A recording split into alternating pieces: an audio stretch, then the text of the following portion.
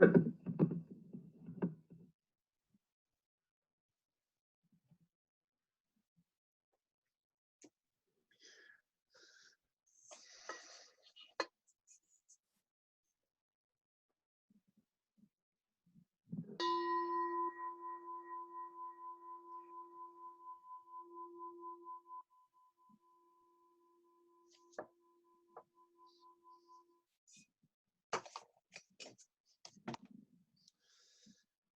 Hello, everybody.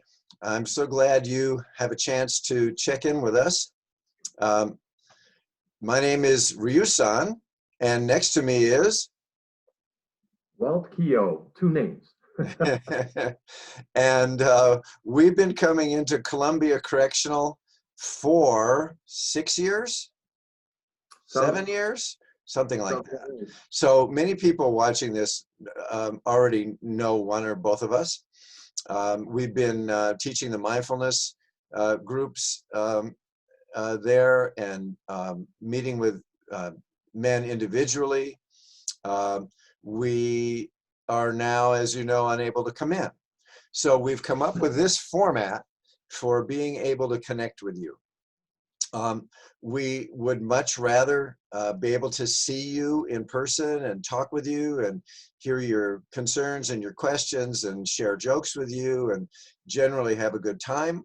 But we can't do that because of this crazy virus that's going around. So we found this way to continue our meditation groups virtually. So for those of you who don't know me, don't recognize me, I have been meditating for a very, very long time. As you can see, I'm an old guy and I can't even remember how long it's been. That's how long it is.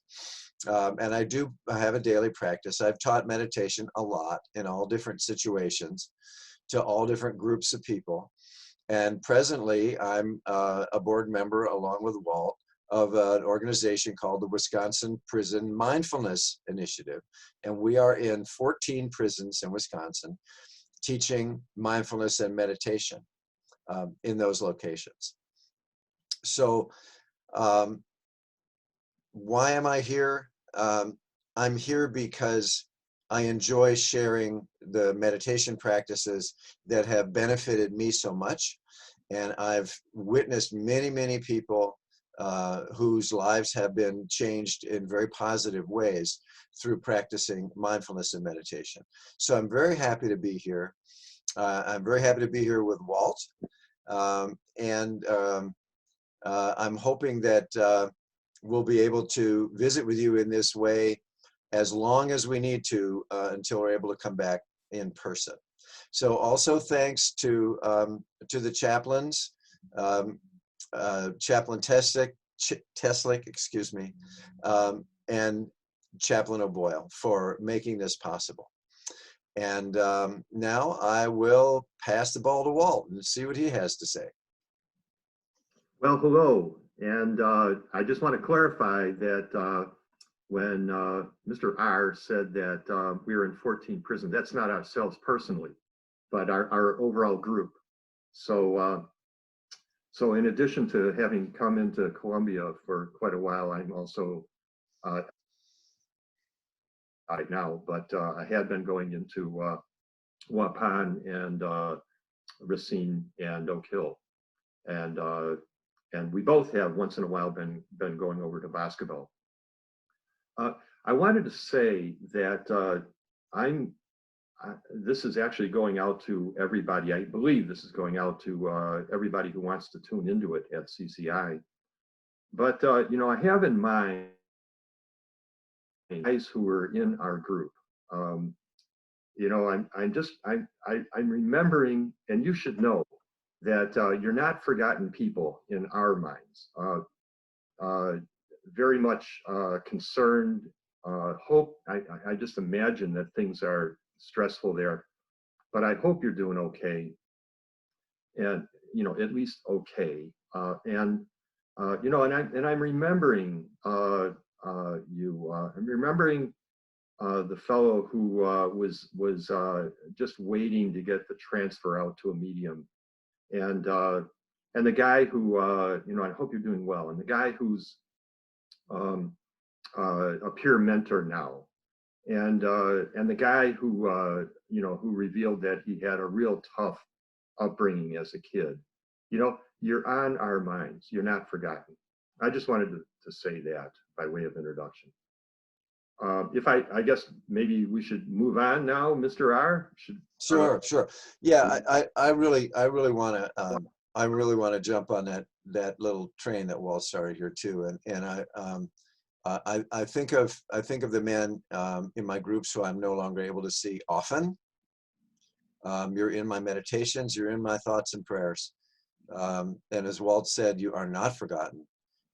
We carry you in our hearts, and we're looking forward to being able to come back and be with you again. We wish you well and hope that maybe what we're teaching can be of some small use to you in the very, very difficult situation that you're in right now. And we're also talking to everybody who might be tuning in, and that's an important part of what's on my mind in terms of what I want to be saying here. That there might be guys that have meditated in the past or got a touch of it in a different program, or perhaps just curious, or maybe they're guys who are pretty skeptical of the whole thing and just kind of wondering what would sitting with anything related to me. But you're tuning in, and so I kind of hope that you'll stick with us and that you'll see why we're pretty pumped up about this practice. Yeah. I kind of wanted to, go ahead. Yeah. So just a few words about meditation. Everybody has heard of meditation. Some people have practiced it in different ways. Some people practice it without even knowing they're practicing it. But meditation itself has been going on this planet for many thousands of years. Meditation has been happening all over the world, all throughout time, in all different places and in many, many different ways. It's something that human beings do. And we're continuing that long chain of that practice, and you're continuing it as well. So the way we're teaching this is that it is not a religious experience. If you are a Christian or a Muslim or no religion, that's fine. These meditation practices will actually help build your personal spiritual practice, whatever that might be. One of the theories about where meditation came from, and nobody knows for sure, but one of the ideas is that a long time ago, there was a guy with a bow and some arrows sitting up in a tree, waiting for a deer to walk by so that he could bring food home to his family and to his tribe. And in order to be a good hunter, he had to sit there in that tree or hide where he was hiding for a long period of time. And he had to stay very, very still and very, very quiet. And at the same time, he had to be alert to his senses, to what he was seeing and hearing, feeling. And he had to be wide awake. If he got too relaxed, he'd go to sleep and not pay attention, and the deer would walk right by. And if he was too tense and restless, he would be moving around and making little noises and would scare the deer away. And in either case, he wouldn't be able to bring home food for his people. So he developed this practice of being able to sit for long periods of time in complete stillness, yet remaining very, very alert. And this gave him patience, and it gave him intelligence. It gave him the ability to concentrate, and it gave him food. So that's one idea of where this maybe came from.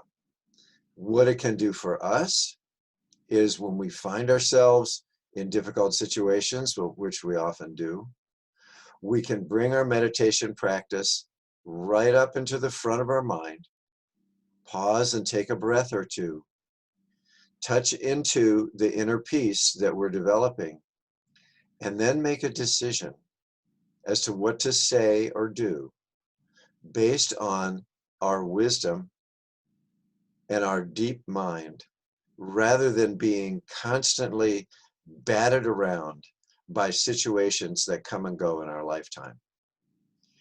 So this practice really will change your life. Walt, do you want to add anything to that? Stephen, you just blocked out on me and I didn't hear what you said. I just asked you if you wanted to add anything to that. No, although we're not practicing that we're going to provide you any good meat to eat. Okay, thanks for that, Walt. We can talk about this all we want to, but the best way to understand meditation is to do it. There are many, many, many different forms of meditation, and this is what confuses some people as to what it is we're doing. This particular class that we teach is called mindfulness meditation. It's a particular kind of meditation. It involves many different practices, but if we're doing something or asking you to do something that's maybe not what you think is meditation or not what you've done before, just try it, go with it, see where it works. And we'll be giving you many different kinds of practices that you can choose from depending upon what works for you or how you're feeling at the time. So we'll be using this bell, which I started this with. This is a big metal bowl kind of thing. It's a bell and it has a striker. This was handmade. And what the bell means when the bell rings is just that we're going to start.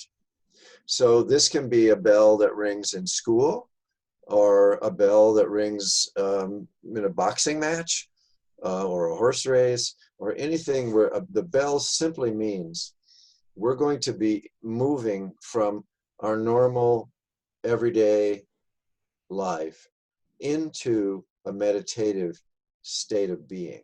Okay, so the bell starts the meditation, and then the bell ends the meditation.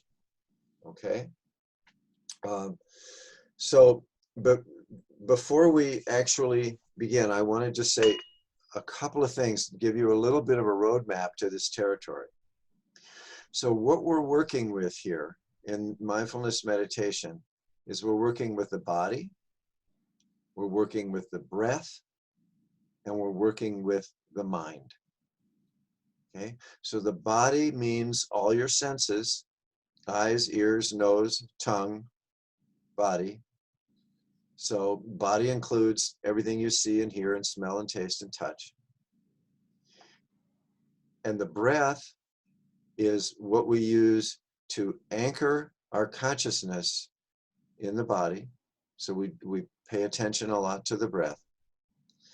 And then we meditate with the mind, and we meditate on contents or things that come up in the mind. So we're always focusing on either the body or the breath or the mind. It's very simple because that's really all we have. So Walt, do you want to add anything to this before we do our first sit?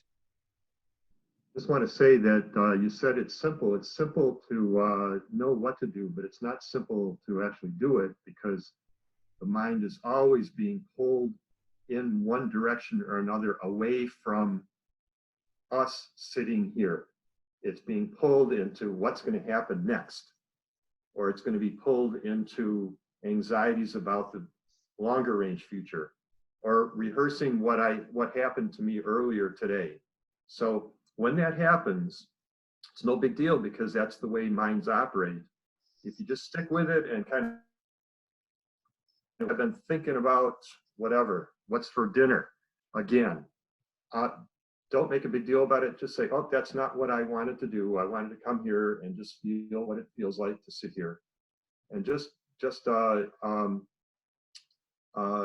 you have to do that a lot without expecting that you're actually going to be able to glue into here and now all the time. You're always going to be bouncing around, unless, you know, if you're having a good sit and you've been doing it for a while, you might end up in a nice calm place where your mind is settled. That tends to be what happens over time. But at first, it's not a realistic goal. The realistic goal is to come back again and again to the present moment. Yeah, that's really good. Yeah. A lot of people say, oh, I've tried meditating, but I can't do it because my mind is too busy. Too many thoughts are coming and going. My mind is too wild. Meditation is just frustrating for me. So I don't do it. Instead, I listen to music or do something else. And one of the things about that is that when that happens, we think that we're special. We think that we're the only one whose mind is racing around so fast and bouncing around that we can't meditate. But all those other people, their minds are slower and more calm, and they can meditate, but I can't. You know, I've tried it. It doesn't really work. And the fact that our minds are busy and active just means that they're working. That's all. It means that the brain's functioning. Our heart is beating. You know, we're not complaining about that. And our lungs are working, and our belly is working, our stomach is digesting food, and our brain is producing thoughts. So please don't dismiss these practices because initially it's hard to get into it. That's just the way that our minds work. And Walt is absolutely right. After a little bit of practice, and when you least expect it, suddenly you step into a world that's beautiful and calm.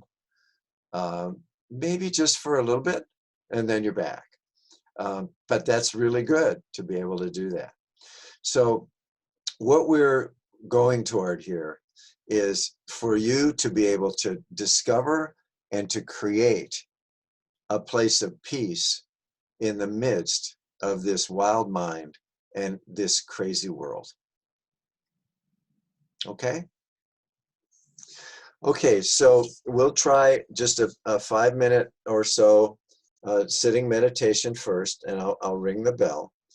And I'm going to talk slowly and calmly. I'm going to talk you through this, okay? So don't feel like you're just going to be left alone with your crazy mind, okay? Here we go.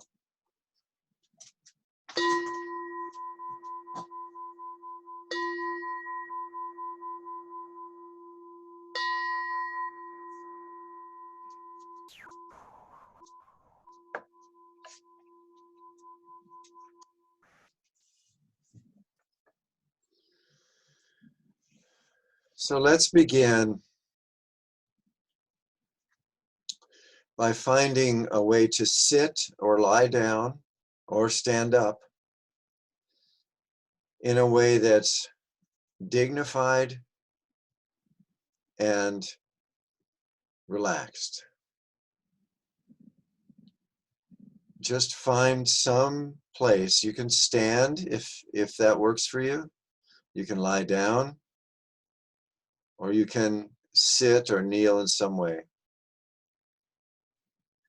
You can lean your back against the wall or a chair if you want to, or you can sit without back support and hold yourself up. What we want is to be strong and stable and relaxed. So we're going to promise ourselves that for just 5 minutes, we're going to do our best to stay still. A still mind comes from a still body.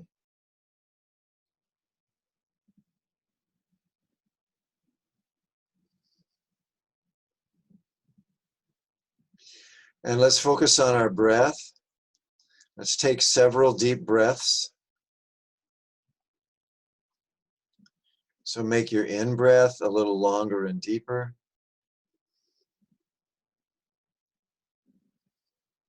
Make your out breath a little longer and slower.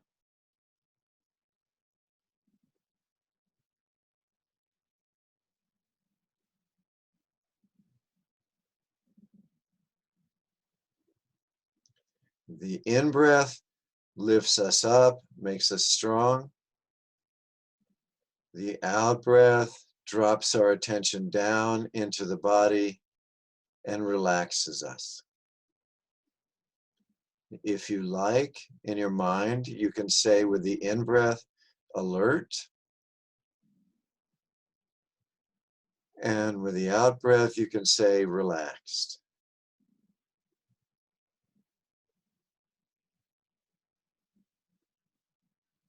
In-breath moves up, out-breath moves down.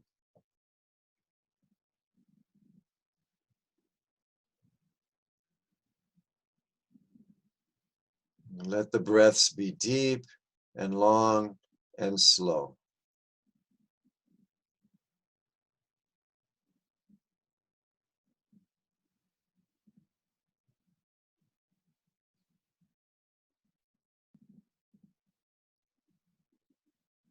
You'll notice there are 4 parts to the breath.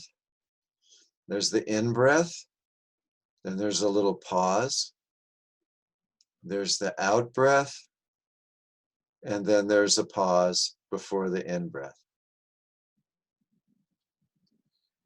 So I invite you to try at the end of the next out-breath, just rest for a second or two in that space before the next in-breath comes in.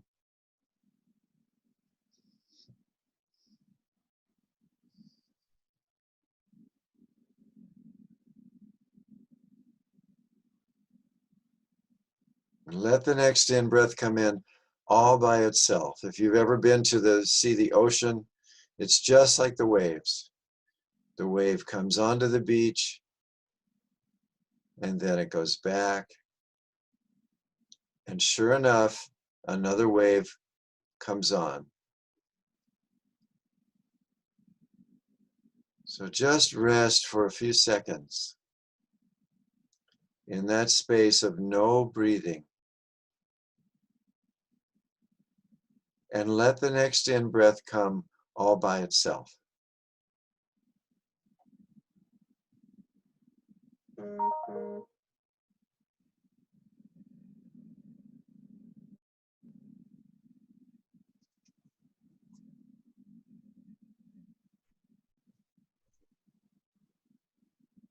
And while this is happening, you may notice sensations in the body. You may notice the pressure of the body on the floor or the ground, the bed, the chair.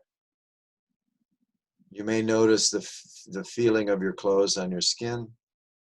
You may notice sounds in your environment. And you may notice the feelings of the air touching your lungs and the throat and so on in the body. We're noticing the breath. We're resting in the space. From time to time, we're also noticing that there is a body here.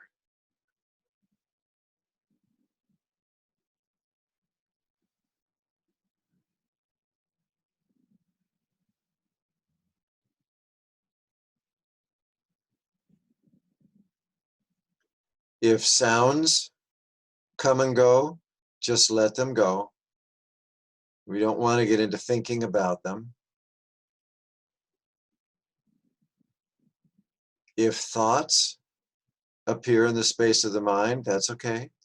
They'll come and go too.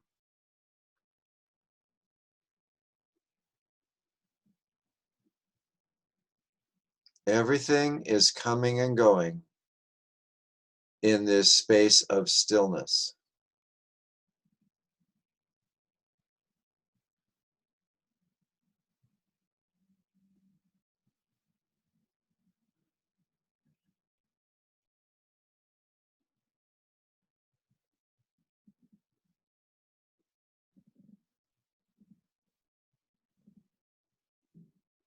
So we're coming near the end. So if you would please just focus your attention on the body. That is how it feels right now. You can do that. Now focus the attention on the breath. That's the movement in the body, the air coming and going. Focus that on that. And now focus the attention on the mind. The mind is a space. Just notice if anything appears in the space of the mind. Just notice. Just watching, that's all. And notice that you can move your attention either to the body or to the breath or to the mind. You are in charge of where your attention goes.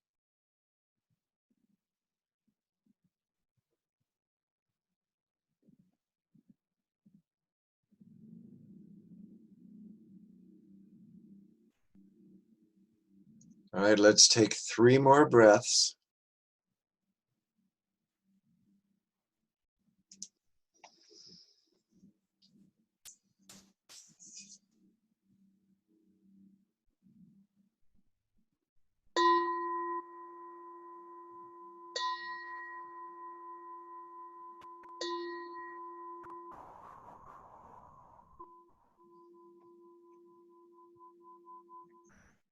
And now if you would please, just notice, how do you feel right now? How does your body feel? What's happening with your breath? And what's happening in the mind? And just notice. And see if there's any difference between how you are right now and how you were a half hour ago.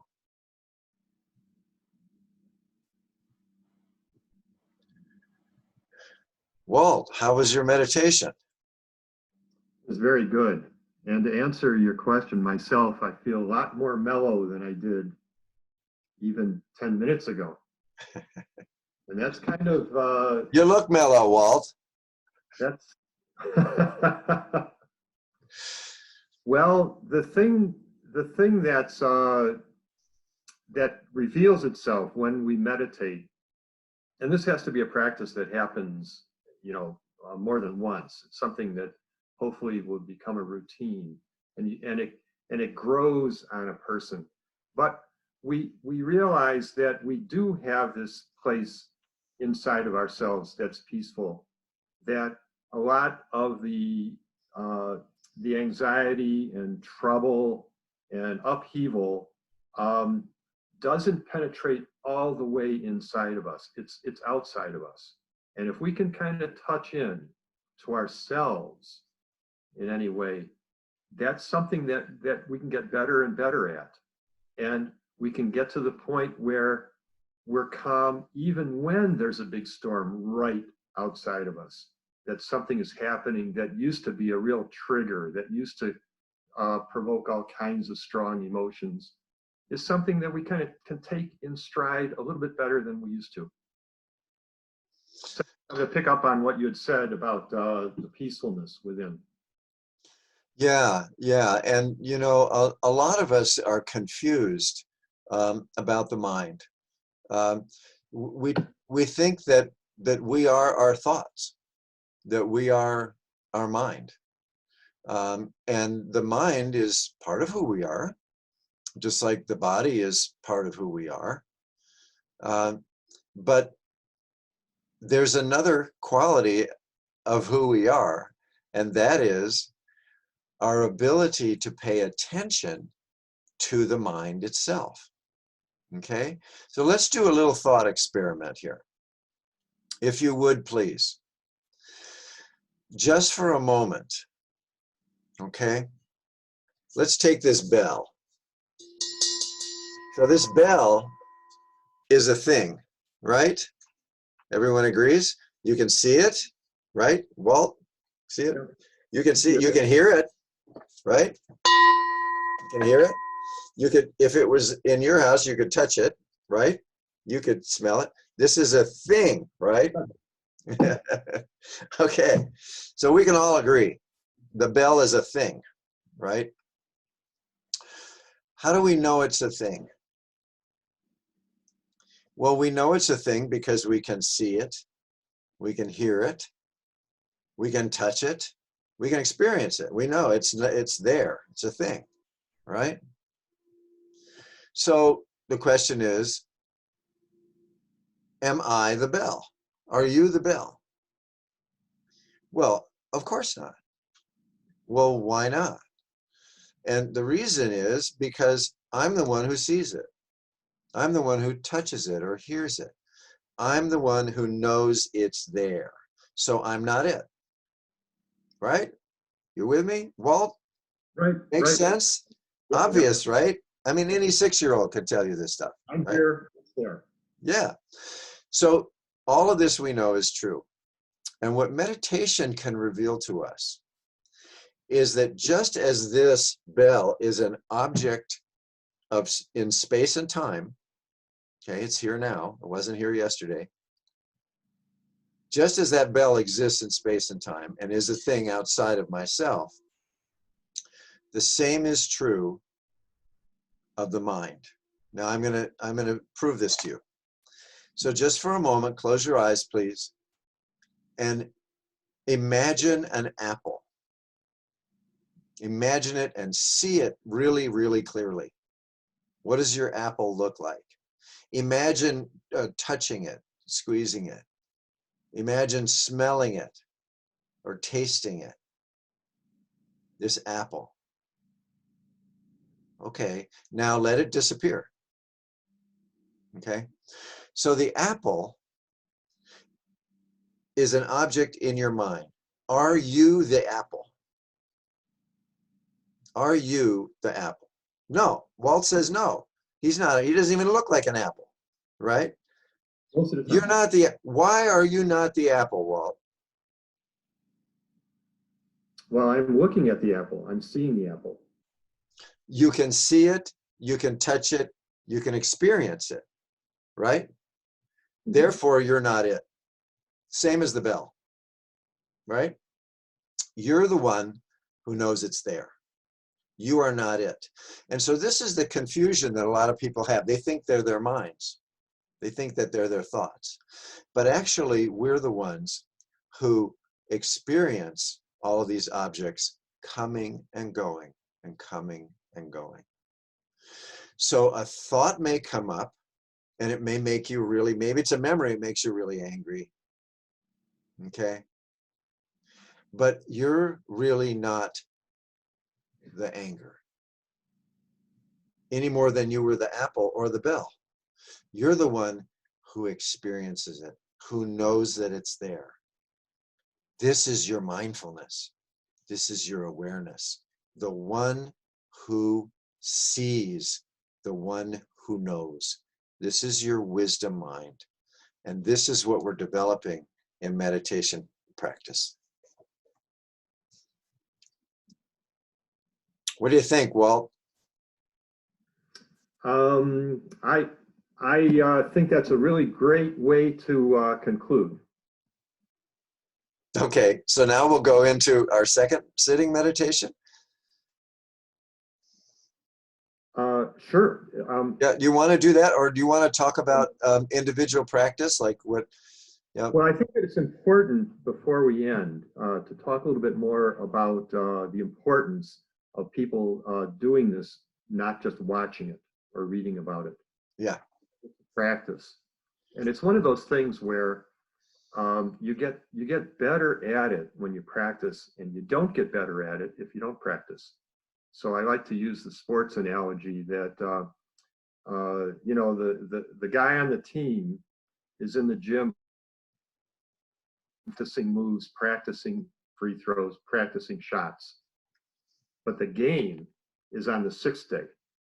And what he brings into the game is what he has learned, what he brings into the game, his mind, his reflexes, his actions that he built up over those other 5 days. And what I like to say is that this meditation practice is practice not just to be great meditators, the practice is so that we can bring this calmness, this presence of mind into our lives. And when we're in a stressful situation, imagine the most stressful day of your life, whatever that is. Imagine that. When you get to that day, all you have is what you have brought into it up until that point. You have the mind that you're bringing into that day. You have the habits that you bring into that day. And it's important to practice meditation, practice mindfulness as frequently as we can, every day, if only for a few minutes, but every day, so that we develop this habit, this ability to be present and not just reactive. So when that high stress moment happens, we have ourselves to fall back on, and ourselves has this skill, this ability. So there's my little soapbox to. Yeah, no, you got to practice every day. That's right. That's really right. Even if you want to build up your muscles, you're going to have to go and lift weights every day to do it. And if you don't lift weights, you won't build up your muscles. And so this is kind of a mental muscle, really. And I like to suggest to guys in the group that you actually take notes, keep track a little bit of how you're of day by day, just a line per day on a sheet of paper. Just what's the day, when you meditated, how long did you meditate, and any kind of comments you have about how it went or what you did.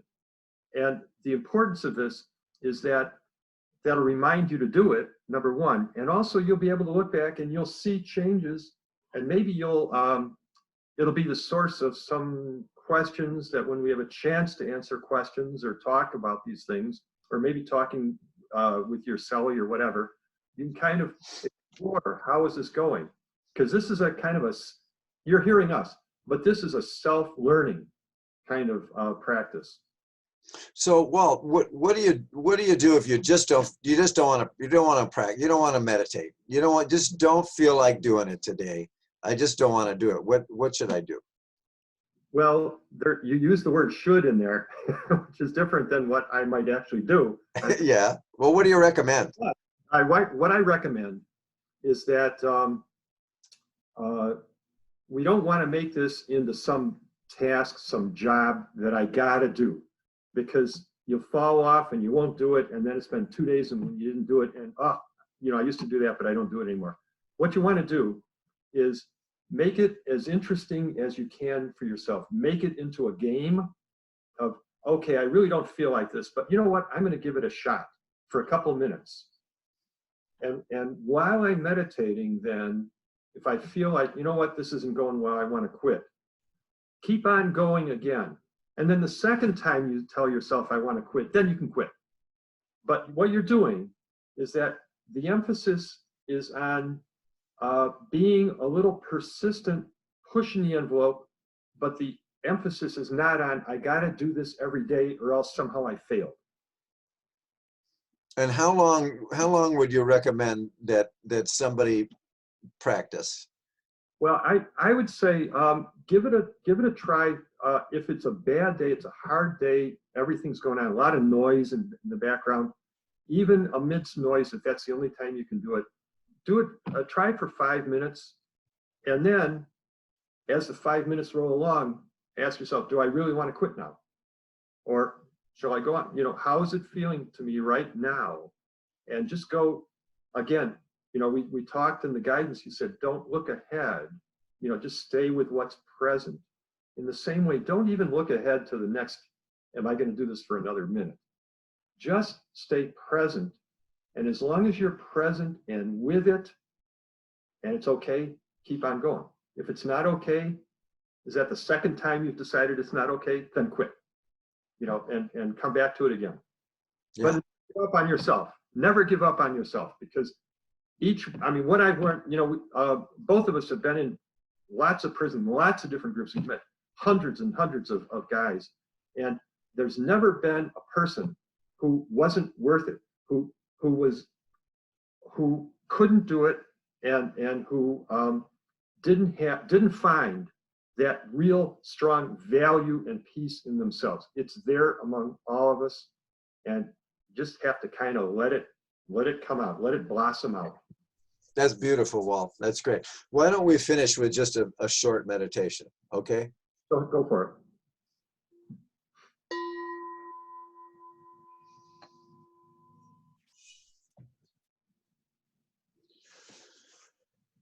So please just deepen your breaths.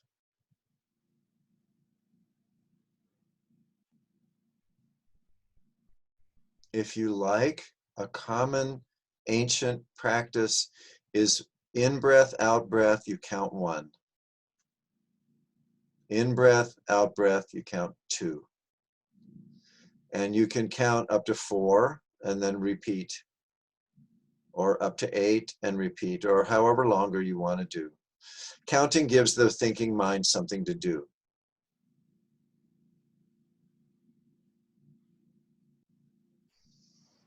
Let the breaths be long and deep.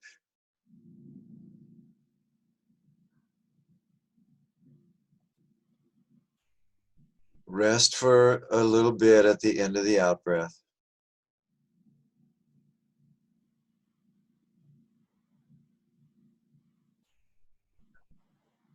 And just for a moment, touch into that place in the midst of yourself, in the midst of this world that is quiet and calm.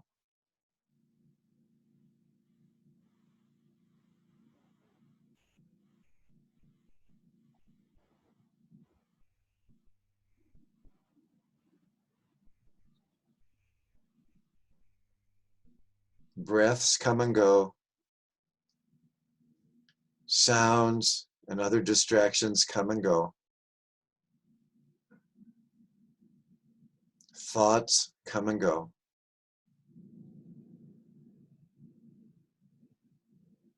And through it all, you are awake.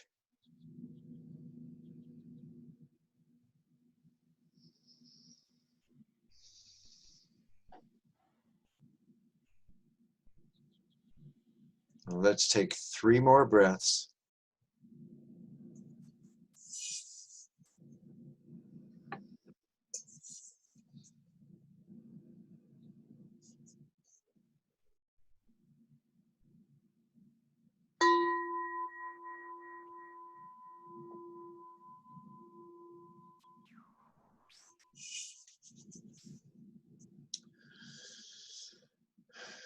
I wish you well. I thank you for your practice, because you practice for yourself and you also practice for everyone you love. And everyone, whether you know them or not, you're practicing for them. Thank you for your practice. I look forward to seeing you when I can. Peace, guys.